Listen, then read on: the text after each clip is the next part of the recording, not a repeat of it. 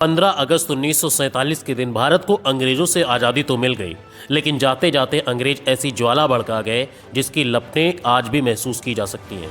जहां कुछ लोग देश की आज़ादी का जश्न मना रहे थे, वहीं कुछ लोग बंटवारे के दर्द से कराह रहे थे, क्योंकि आज़ादी के ठीक एक दिन पहले संपूर्ण देश दो हिस्सों में बंट गया, भारत और पाकिस्तान। किसी ने कल्पना तक नहीं की थी 14 अगस्त 1947 की रात लाखों लोगों के लिए काल साबित हो जाएगा।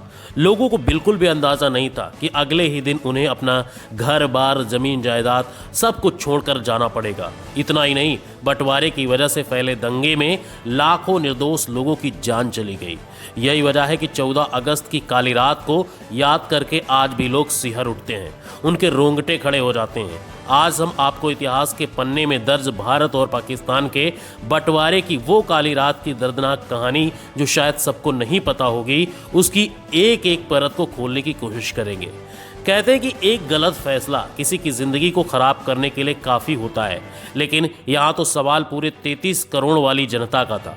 सोचिए उन पर क्या गुजरी होगी जब 14 अगस्त की आधी रात को ये घोषणा की गई कि अब देश का बंटवारा होगा।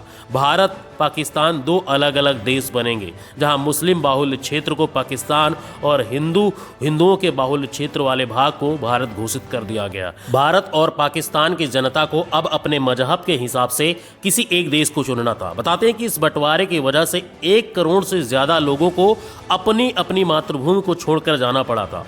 आधिकारिक रूप से 1 लाख से ज़्यादा लोगों को मौत के घाट उतार दिया गया था। लेकिन दोस्तों, ये फैसला केवल 2 देशों के बीच खींची गई लकीरों का नहीं था, बल्कि इसमें एहसास, भावना और दिलों को बुरी तरह से कत्ल किया गया था। लेकिन इस चीज़ की किसी को परवाह नहीं थी।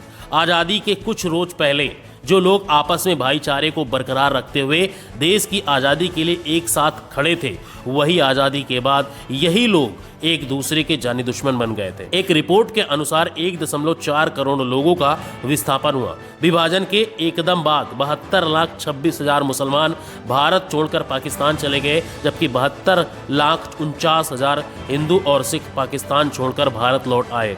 महज 60 दिनों के भीतर अपना पूरा जीवन बिताने वाले लोगों को अपना घर, जमीन जायदाद, दुकान, संपत्ति और खेती सब कुछ छोड़कर हिंदुस्तान से पाकिस्तान जाना पड़ा और पाकिस्तान से हिंदुस्तान आना पड़ा। भारत बंटवारे की वजह से कई जगह दंगे भड़के।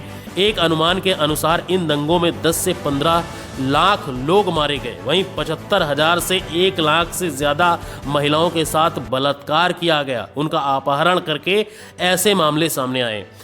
13 अगस्त 1947 को लाहौर से अमृतसर के लिए एक ट्रेन रवाना की गई, लेकिन उसमें एक भी जिंदा इंसान अमृतसर नहीं पहुंचा। ट्रेन में सवार होने से पहले ही कई सिखों और हिंदुओं का कत्लेआम कर दिया गया। जब पंजाब बंटवारे की आग में जल रहा था, तो दिल्ली रेलवे स्टेशन से पाकिस्तान के लिए एक स्पेशल ट्रेन निकली, जिसमें पाकिस्तान में पलायन करने वाले सरकारी अफसर, कर्मचारी, उनके परिवार भी मौजूद थे। इस पाकिस्तान स्पेशल ट्रेन को दिल्ली से ठीक ठाक विदा किया गया, लेकिन जैसे ही ट्रेन पटियाला के स्टेशन पर पहुंची तो उस ट्रेन पर हमला बोल दिया गया। इस हादसे में एक महिला और एक बच्चे की मौत हो गई। और जब इस घटना की खबर कराची और लाहौर पहुंची, तो बदले की आग में उन्होंने अमृतसर वाली पहली ट्रेन को अपना निशाना बनाया। बताते हैं कि जब यह ट्रेन पाकिस्तान से अमृतसर पहुंची तो उसमें एक भी जिंदा इंसान नहीं था। हर तरफ लाशों के ढेर लगे हुए थे। इन लाशों की यह दुर्दशा यह बयां कर रही थी कि बंटवारे का फैसला कितना गलत था। इस ट्रेन की आखिरी बोगी पर एक दिल दहला देने वाली सूचना भी लिखी थी। उसमें साफ साफ लिखा था कि पटेल और नेहरू को आज़ादी का ये तोहफा मुबारक हो। इसके बाद बदले की आग इतनी भड़की कि दोनों तरफ से आने जाने वाली ट्रेनों में सिर्फ लाश ही पहुंचती थी, जिंदा इंसान नहीं। लोगों को एक स्थान से दूसरे स्थान पहुंचाने वाली ट्रेन कब्रिस्तान और शमशान में तब्दील हो गई। इसलिए पाकिस्तान और भारत का विभाजन किसी काले इतिहास से कम नहीं है। इसके पन्ने को पलटते ही रोंगटे खड़े हो जाते हैं और आंखों से आंसू बहने लगते हैं। कुछ लोगों का कहना है कि बंटवारे की चिंगारी तो काफ़ी समय पहले ही भड़क उठी थी। 18 जुलाई 1947 को भारतीय स्वतंत्रता अधिनियम को स्वीकृति मिल गई। इसी के साथ ही अंग्रेजों ने देश के 2 टुकड़े करने की भी ठान ली।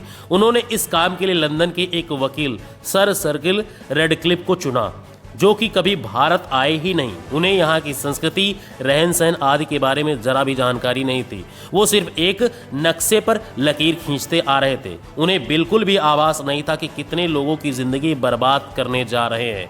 दरअसल अंग्रेज की फूट डालो राज करो की नीति के तहत 1906 में मुस्लिम लीग को मान्यता दे दी गई थी। मोहम्मद अली जिन्ना मुस्लिम लीग के प्रमुख नेता थे। जिन्ना की इच्छा थी कि मुसलमानों को एक अलग आज़ाद देश दे दिया जाए जहां वो अपने मुताबिक रह सके। हालांकि पाकिस्तान का विचार सन 1930 से पहले तक अस्तित्व में था ही नहीं। भारत विभाजन की रेखा तब और मजबूत हो गई जब 1929 में मोतीलाल नेहरू कमेटी ने सिफारिश की और सेंट्रल असेंबली में मुसलमानों के लिए 33% सीटें आरक्षित हो।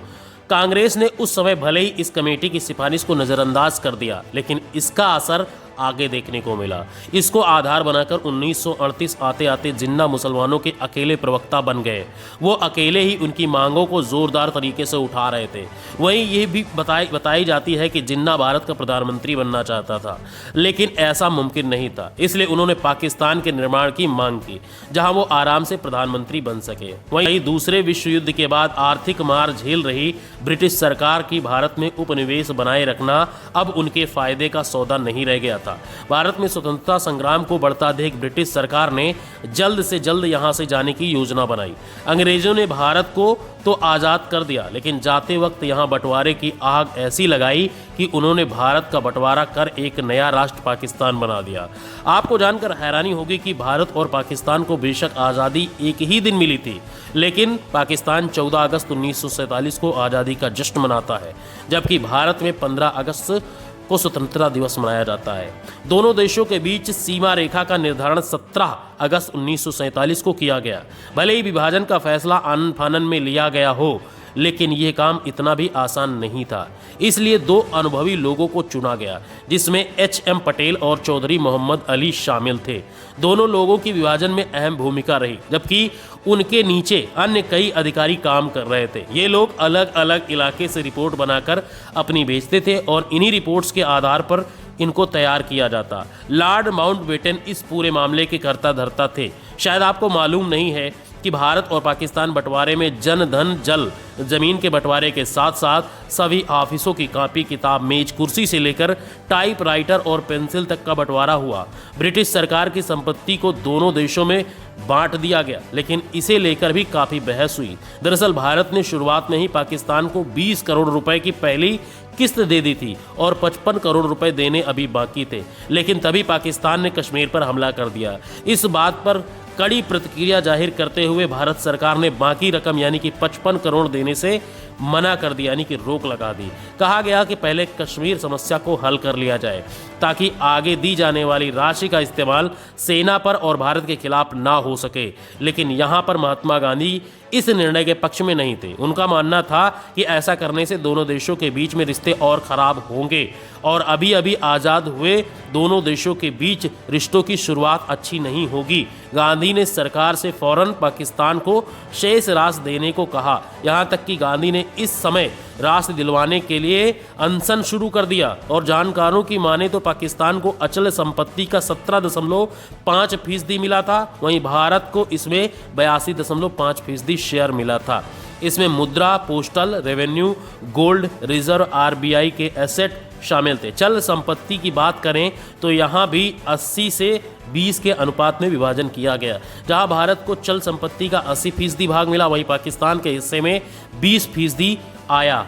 इसमें सरकारी टेबल कुर्सियां, स्टेशनरी, यहाँ तक कि लाइट बल्ब, इंक पॉट और पेपर भी शामिल थे। आपको सुनकर अचंभा होगा कि सरकारी पुस्तकालय में उपलब्ध पुस्तकों को भी दोनों देशों के बीच में विभाजित किया गया। रेलवे और सड़क की संपत्तियों को दोनों देशों के रेलवे और सड़कों के हिसाब से बांटा गया। खैर, इस तरह बंटवारे के फैसले ने एक हंसते खेलते देश के लोगों के बीच नफरत के बीज बोए, जो कि आज तक कायम है। इस बारे में आपकी क्या है राय, कमेंट में नीचे सेक्शन में ज़रूर बताएं। और अगर इस वीडियो से कुछ भी आपको सीखने को मिला है तो इस वीडियो को एक लाइक करके अपने फ्रेंड और बच्चों को ज़रूर शेयर करें, और चैनल पर नए हैं तो चैनल को सब्सक्राइब करके बेल आइकन दबा लें ताकि नोटिफिकेशन आपको अगली वीडियो की मिलती रहे। Thank you.